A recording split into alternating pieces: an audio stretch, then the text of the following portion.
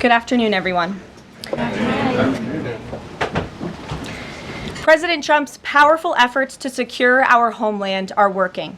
According to newly released numbers, last month, Border Patrol saw a 93% decrease of illegal aliens crossing the southwest border between ports of entry from May 2024 under Joe Biden, when they encountered more than 117,000 illegal aliens. And this particular statistic is absolutely astounding. In the month of May, under the Trump administration, 0 illegal aliens were released into our country by Border Patrol. Let me say that again. Not a single illegal alien was released into the interior of the United States of America last month under this administration. Let's contrast that to Joe Biden's failed leadership, where immigration officers were wasting their finite time and resources processing dangerous illegal aliens for release into the United States. President Trump immediately terminated that reckless Biden-era practice that undermined the rule of law, jeopardized public safety and our national security, and diverted critical resources away from stopping deadly drugs and violent criminals from entering our country. That's the reason why not a single illegal alien was released into the interior of the United States in the month of May. And as a result, we now have a border that is reaching unprecedented levels of operational success. The efforts by President Trump to stop the illegal immigrant invasion and secure the border in this short amount of time represent one of the greatest achievements by a presidential administration in the history of our great country. With illegal entries being overwhelmingly halted, the Trump administration is dramatically ramping up efforts to arrest and deport all of the millions of criminal illegal aliens that Joe Biden let into our country over the past 4 years. President Trump has directed all of our ICE officers to do everything in their power to carry out the single largest mass deportation operation in history. Illegal criminals who are hiding in America's largest so-called sanctuary cities will be increasingly targeted for removal. Radical Democrats will no longer be allowed to shelter illegals who threaten public safety as part of their cynical efforts to expand political power, drain the American taxpayer, and artificially lower wages and steal American jobs. ICE officers are courageous heroes, upholding the rule of law and keeping our citizens safe. And they have the full and unwavering support of this president. In economic news, President Trump's pro-growth agenda is delivering for the American worker. Through the first 5 months of the Trump administration, real blue-collar wages are up nearly 2%. It's the strongest growth in nearly 60 years, and a stark contrast from the negative wage growth seen during the first 5 months of the Biden administration. America is quickly returning to the successful formula of the first Trump administration: low inflation and rising wages. Once the big, beautiful bill is passed, this positive trend will only accelerate. Senate Republicans are continuing to push this critical legislation forward. The One Big Beautiful Bill will drive growth and supercharge the American economy. The Council of Economic Advisors found that the One Big Beautiful Bill will raise take-home pay by nearly $14,000 for a year for the average family of 4. The CEA also found that the One Big Beautiful Bill will increase wages as much as $11,000 for the average worker in America. The One Big Beautiful Bill expands the child tax credit and makes it permanent for more than 40 million families with children. And the bill will deliver no tax on tips, no tax on overtime, and substantial tax cuts for our incredible seniors. Simply put, the One Big Beautiful Bill is a massive win for middle-class Americans. When nearly 80 million Americans sent President Trump back to this White House, they were doing so expecting these popular policies to be enacted. Republicans in Congress have a mandate to deliver, and President Trump demands they send this historic bill to his desk for signature by Independence Day, July 4th. The American people are fully behind President Trump. According to brand new polling from Insider Advantage, a clear 54% majority of Americans approve of the job President Trump is doing. That's because this president is keeping his promises and taking action every day to improve their lives. And passing this bill will help fulfill a number of President Trump's core campaign promises. Now, regarding the ongoing situation in Iran, I know there has been a lot of speculation amongst all of you in the media regarding the president's decision-making and whether or not the United States will be directly involved. In light of that news, I have a message directly from the president, and I quote, "Based on the fact that there's a substantial chance of negotiations that may or may not take place with Iran in the near future. I will make my decision whether or not to go within the next 2 weeks. That's a quote directly from the president for all of you today. So we'll kick it off for questions here in our new media seat. We have Eli Lake from the Free Press. Eli, go ahead. Thanks so much for having us. Thank you. The Free Press. The decision to extend the, delay in enforcing the TikTok ban. Sure.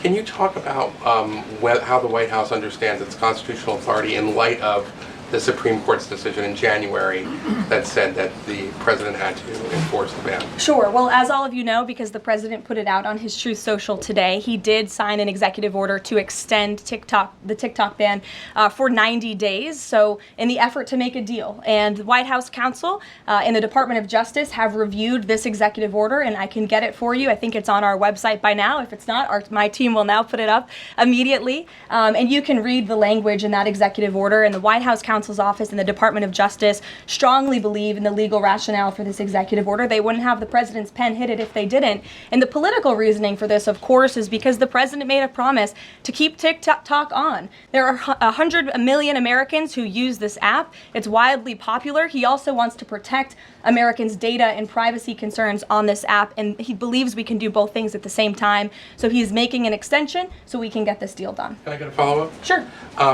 A few weeks ago, Tucker Carlson reported on a meeting between the president, Mark Levin, and others at the White House. Is there a leak investigation, and can you say who else was in that meeting? I'm not aware of a leak investigation at this time. I, for one, do not reveal details about the president's private meetings without his permission to do so. But certainly the president does not like when people leak. He takes that very seriously. This entire administration takes that seriously, and that's why you've seen at agencies some of the cabinet secretaries have been given the authority by the president to let go of staff who are engaged in such leaks, especially those that risk American national security. Sure. Go ahead. Karoline, thank you. So, Rhino warmonger Lindsey Graham, he recently called on the U.S. to go all in. That's quite the lead to a question. Right. What's your message to everyday Trump supporters? Not the Tucker Carlsons or other big names, but everyday Trump supporters, grassroots who voted for President Trump to stop the wars, rejected this in the primary, going into another war with voting against Nikki Haley, and they want to see non-U.S. involvement in this war. What's your message? Trust in President Trump. President Trump has incredible instincts, and President Trump kept America and the world safe in his first term as president in implementing a peace through strength foreign policy agenda. And with respect to Iran, nobody should be surprised by the president's position that Iran absolutely cannot obtain a nuclear weapon. He's been unequivocally clear about this for decades, not just as president, not just as a presidential candidate, but also as a private citizen. In fact, I have some quotes for you. In 2011, President Trump said, America's primary goal with Iran must be to destroy its nuclear ambitions. We cannot allow this radical regime to acquire a nuclear weapon that they will either use or hand off to terrorists. In 2015, the president said the problem is that Iran poses an existential threat to Israel, our Middle Eastern allies, and the United States. And of course, the president has repeated that in his first term as president and his second term as president as well. That's why he was adamantly opposed to the disastrous Iranian nuclear agreement that was implemented by President Obama. And it's why he has given great latitude and given a lot of effort to achieving a diplomatic solution. But he's been very clear. Iran went for 60 days when he gave them that 60-day warning without coming to the table. On day 61, Israel took action against Iran. And as I just told you from the president directly, he will make a decision within 2 weeks. A follow-up? Sure. Go ahead, Natalie. Thanks, Karoline. Can you confirm whether Steve Witkoff has been in touch with the Iranian foreign minister? And does Witkoff plan to go to Geneva tomorrow for talks? I am not tracking that on Mr. Witkoff's travel schedule, but I can certainly check in with him to be sure. As for correspondence between the United States and the Iranians, I can confirm that correspondence has continued. As you know, we were engaged with 6 rounds of negotiations with them in both indirect and direct ways.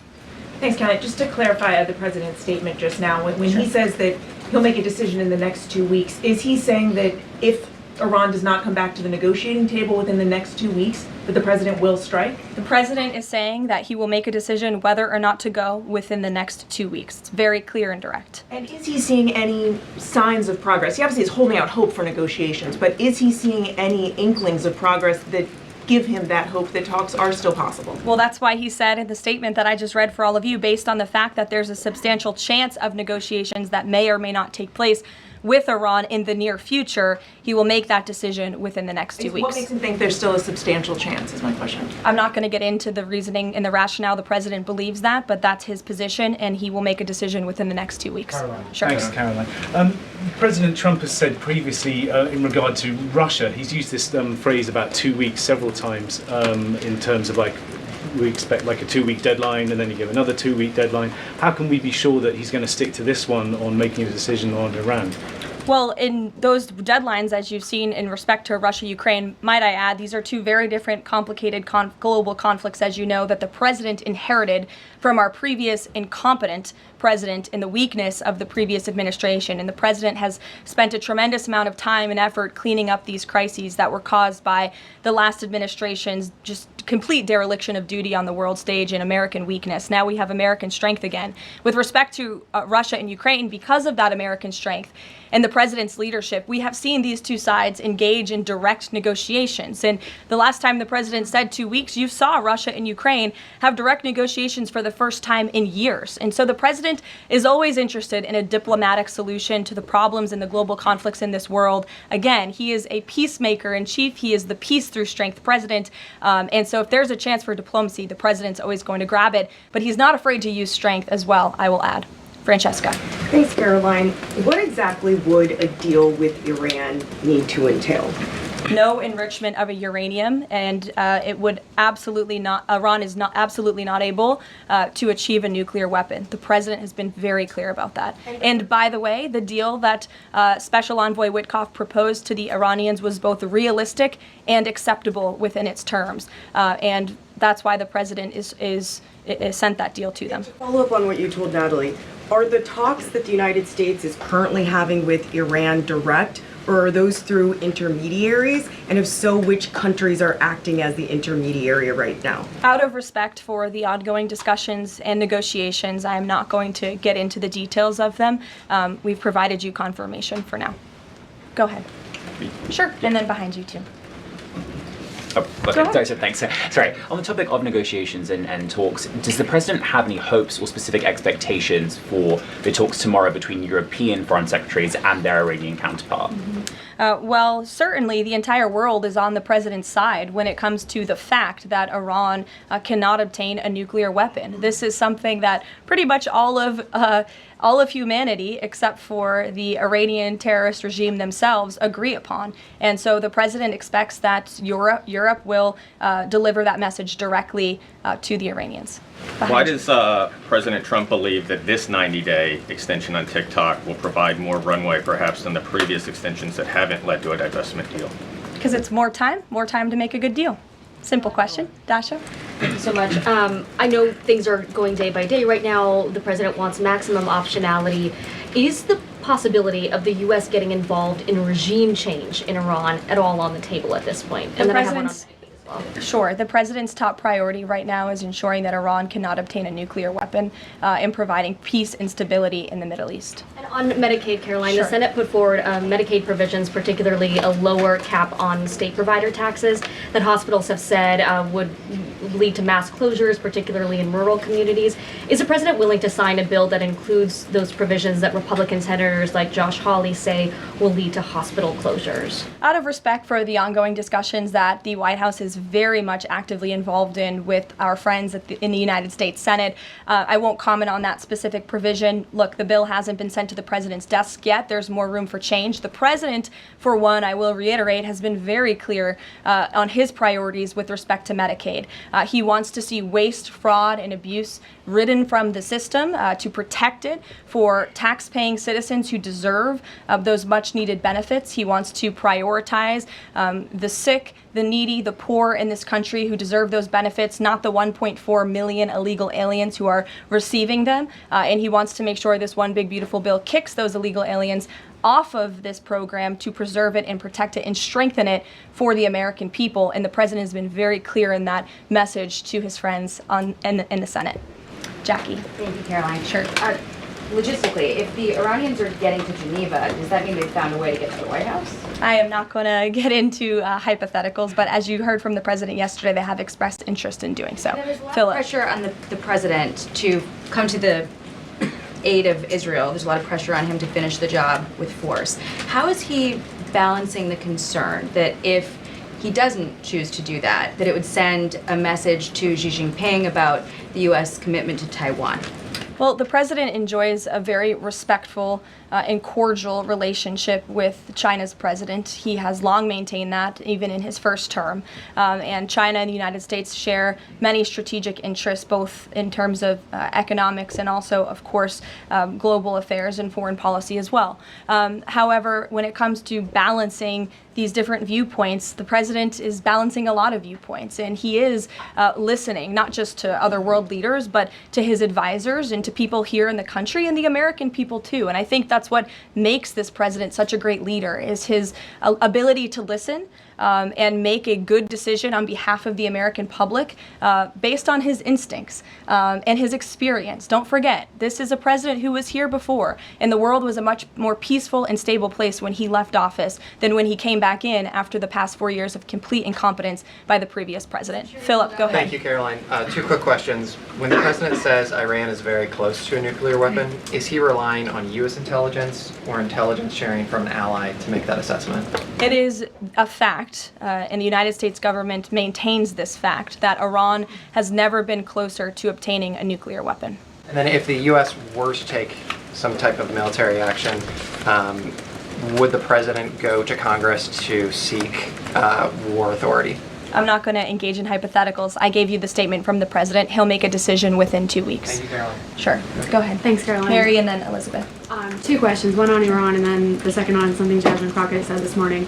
So given that we know the Iranian government did order an operative to assassinate the president, is there concern that Iran might respond with non-traditional military ways to some kind of strike on Iran, such as another assassination attempt? And has the Department of Justice looked into this last attempt on the president's life? I believe Secret Service and the FBI have looked into the 2 assassination attempts that took place against the president, both of which were sad days in our nation's history. So I would defer you to the Department of Justice on where those investigations stand. But as for your question regarding Iranian retaliation, I'm not going to engage in hypotheticals again, but I can assure the American public and the world that this administration is prepared and ready to defend American interests and assets, not just in the region, but here on our homeland as well. Thank you. And then really quick on Jasmine Crockett, she said, I believe, that Trump supporters are mentally ill before calling for bipartisan support against the president. Can you respond to that, especially considering she's a rising star in the Democrat Party right now? She is a rising star. It's quite something to behold, actually. I hope that she continues to be a rising star for the Republican Party, at least. I think it's incredibly derogatory to accuse nearly 80 million Americans of mental illness. The last time I checked, Jasmine Crockett couldn't dream of winning such a majority of the public as President Trump did. And the America First movement, which President Trump has built, is filled of hardworking patriots, the forgotten men and women, business owners, law enforcement officers, nurses and teachers, and middle America, as we all know, from where you all grew up, outside of this beltway. That's who makes up this president's movement. And Jasmine Crockett should go to a Trump rally sometime and she can see it for herself. Jennifer. One on North Korea and one on China. On North Korea, they launched some rockets into the ocean today. What does the White House make of that? Do you read any meaning into that timing of that launch? And then on China, do you have any reaction to Xi Jinping's offer of intervening in Iran diplomatically? And are you seeing any signs that China would get involved militarily to support Iran? I don't believe we're seeing any signs of that at this moment in time. As for Xi Jinping's offer, I will leave it to the president to respond to that himself. As for your question about North Korea, we are monitoring the situation. The Trump administration is in close contact with our new South Korean counterparts as we work together to deter our adversaries and preserve a free and open Indo-Pacific. And no matter where, our adversaries and our allies alike know that President Trump will not tolerate threats against our interests on his watch, even as he works to resolve the wars that he inherited. Question. Alex, go ahead, and then I'll come to you. Thank you. Is the president concerned about the economy if farms and hotels, et cetera, struggle to find workers?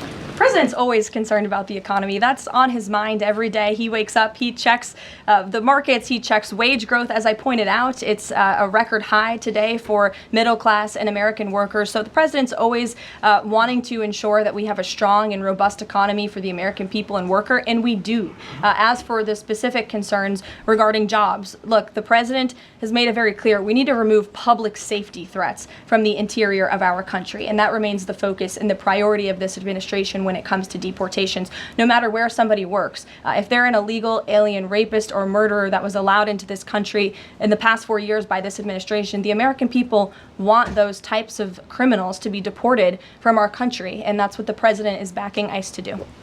Thanks.